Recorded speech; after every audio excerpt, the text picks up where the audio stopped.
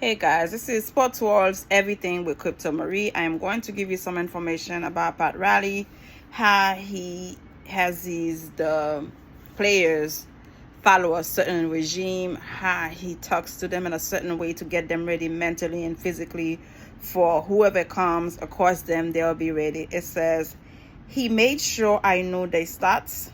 Magic Johnson on how Pat Riley used Michael Jordan and Larry Bird to motivate him. Pat Riley knew Magic wanted to outplay Bird and MJ even when he didn't face them head to head. The man knew what he was doing. He's a great coach. You got to give it to him. Magic Johnson rivaled Larry Bird and Michael Jordan for the better part of his Hall of Fame career.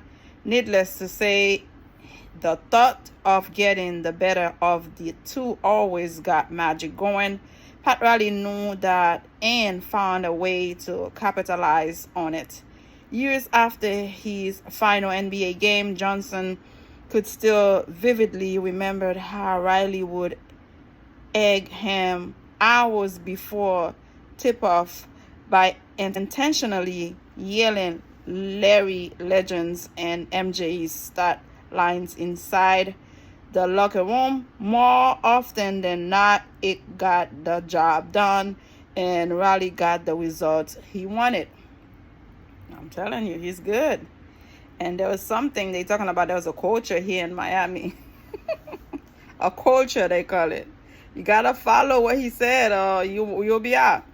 He knew that it was about Larry and Michael to me. Johnson said in an old video clip taken from an event, I would get there, so he's drawing up the game plan on the board. So he would say to Bill to get me going, Bill, did you see what Larry Bird did tonight? Wow, he had 40 points, 12 rebounds, and 7 assists. Now I am just steaming. Because he knew I am sitting right there.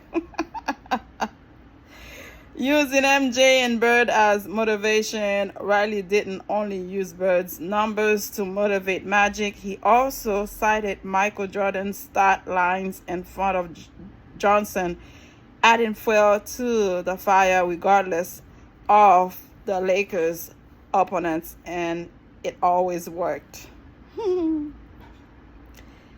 Then he says, Bill, I want to tell you another thing. I can't believe that Michael Jordan, I tell you, he got 60 tonight. 60 points, Bill. Magic continued. So he knew that I was listening, but he would never make eye contact with me. But he made sure I knew they start so that I could go out and have a high triple-double, which you knew I was going to do because I am mad at what they did earlier. His tactic worked. Whatever he said, even though he make it seem like he's not talking to Magic, but by him mentioning it to Bill or whoever was in the room, somehow whatever he said to those people got into Magic. What a great way to motivate somebody. Come on, y'all. Magic was never about chasing numbers, and Riley knew that. However, he also knew Johnson always wanted to outplay the two, even when he didn't face them head to head. That's how he motivated me, always making sure he kept Larry Bird and Michael Jordan, just like you have to keep your competitors on your brain. Johnson concluded. Magic never wanted to join MJ or Larry. Johnson is one of the all-time greats who never switched teams nor joined one of his fiercest rivals in the NBA. Why? Aside from the fact that the so-called super teams weren't the norm at the time, Magic said the idea alone of linking super teams weren't the norm at the time.